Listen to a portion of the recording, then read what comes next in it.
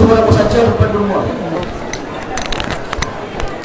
Hayye yoar baga rabbi nagaan si baase baga ija nagaati rabbi wal nu garsiise dhugaa rabbi dubbachuuf guyyaan nu dukkanaawee ture halkanii guyyaa wallaallee turre rabbiin galateeffana tan duraan duraa ati deebitee lubbuun jiraattee asitti deebinee wal arguu keenyaaf rabbii guddaaf galanni haa ga'u taani ammoo hifaajee keetii fi olii gadi gartee mana hidhaa san keessatti baay'ee rakkatte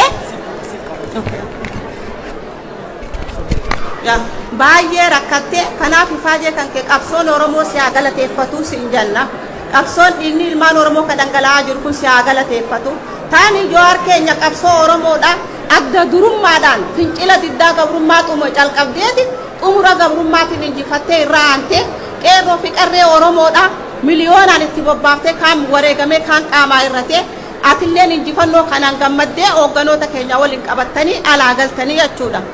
yeroo sanitti ati amantummaa isaan bira qabaachuudhaaf kompiitara kan kee akka isnaayiparaa ittiin falmachaa turte san hunda warra kanatti galii goote an nama nagayaati nama qabsoo Oromootiif hifaaju Oromoo fi Oromiyaan akka miidhaman hin barbaadu isinis immoo akka OPDOtitti qooda guddaa qabdanii walumaan uummata Oromooti wajjin wal qabannee jiraannaa jetteen jechuudha isaan yeruma sanuu mormii isaanii garagalchanii siidaa Haayile Sillaasee Minilik dhaabanii aanolee fi calanqoo irraanfachuu jalqaban jechuudha waakkachuu jalqaban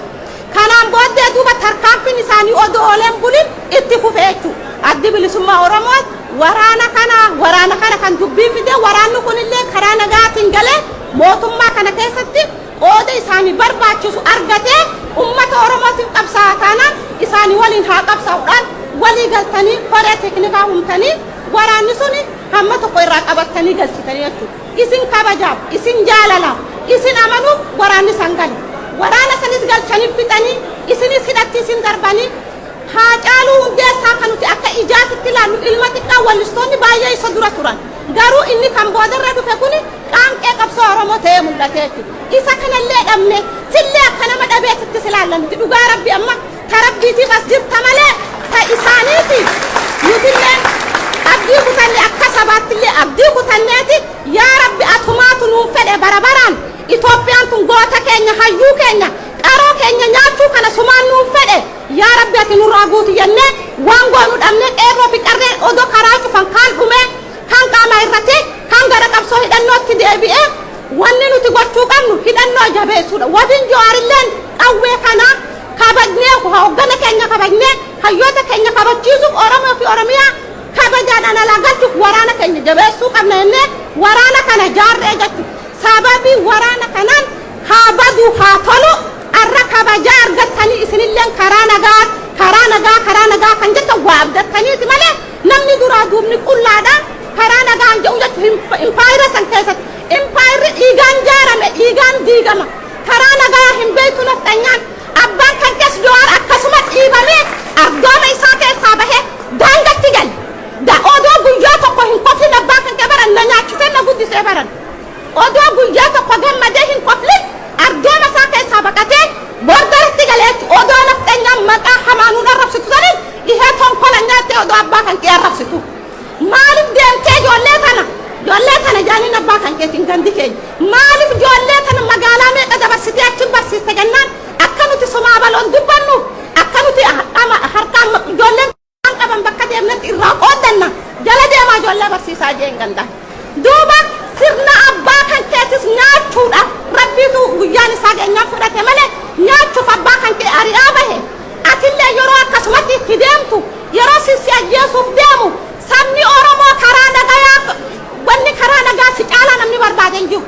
Hayilee Fidaasiitu seenarraa nu himaatu jaarraan abbaa gadaa falmachaa ture karaa nagaa ni dadhabe sirni ati namni si keessaa si caalaa Oromoo keessaa sirna kana kabajaan jaalalaan waliin haa jiraannu sirni dabre kun sirna gurraachawaa waan waraqaa haaraatti barreessine waliin haa jiraannu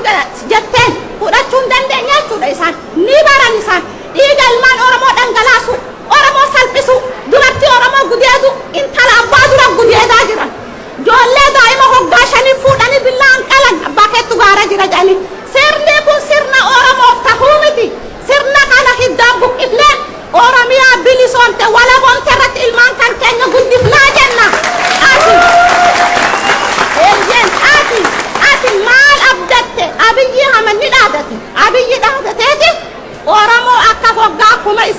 ittiin cabsaa jedhe akkami cabsa akkaataatti cabsu hunda lafa kaatee jechuudha. Ammaati naannootti Oromoo yaada Oromoo kana irraa fuuta. Inni kana keessa yoo waasi godhe Oromoon hoggaa 1,000 hoggaa 3,000 cabdi jechuudha. Hoggaa 3,000 cabdi Jawaar rifeensi irraa buqqa'ee jennaan Oromoon hoggaa 3,000 cabdi. Kanaaf nun galaafatin Jawaar keenya nuti si jaalanna si kabajna si amanna dhugatti onnee qabda dhugatti murannoo qabda dhugatti gootummaa qabda obboleeyyan kekkee akka keetii gootonni marraa dirribsaa afaan gaara jiran. Isaan kanas qabsoo isaan deemaniin kana tasgabbiin laal yaada ummanni Oromoo si dhaammatu kana tasgabbiin laal. Kanaaf nuti miidhamne Jawaar nuti ni salphanne nuti ni xiqqaanne impaayira san keessatti arraan tana ilmi namaa ibiddaan gubachaa jiru. Harka ilmaan Oromoo akkana muranii dur harkaas hin muran arra guddaa muranii akkana faannoon qabattee teessin jechuudha. Faannoo isaan hidhachiisan faannoo isaan odoo ummanni Oromoo miliyoonaan beelawaa haati ilma xamaddee ittiin qotti akka qotiyyo ilma isii xamaddee haati odoo ittiin qottu miliyoona meeqa faannoo kanneen maa faannoo hidhachiisanii jechuudha. Faannoo sana abbootii gadaa jilbifachiistee rasan guyyaa tokko nama 14 dubartii ulfa abbaa manaa fi haadha manaa barsiistota barattoota jilmaadhaan ilmaan Oromoo sirna duguugaa jiru kana keessatti ati akkamiin nagaa nuuf fidda Jawaar keenya akkamiin nagaa nuuf fiduu dandeessa. Kanaaf wanni si dhaammadhu Rabbiin si haa gargaaru Rabbiin si cinaa haa dhaabbatu ka taa'ee si hamatu gufuu haa ta'u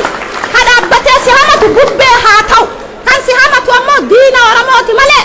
fira Oromooti miti beekadhu. Oromoon si hamatu tasumaa hin jirtu beekadhu siin daadatti Oromoon. Kanaaf wanni nasiin jedhu tasgabbaay ija tasgabbii qabdullaali ummata Oromoo konkolaataan Amaara hallayya kute dhuga bireeka qabee jetti ati bireeka hin qabne namichi bireeka qabu jechuun ummata Oromoo keessaa waraana san dachaasu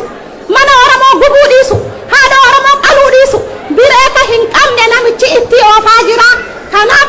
yoo dandeenye hiddaan buqqifnaa yoo dadhabne itti dhabamna lafti lafa seenaa taatee haa haftu saba bilisummaa malee miti hujachuu nuti akkana taanaan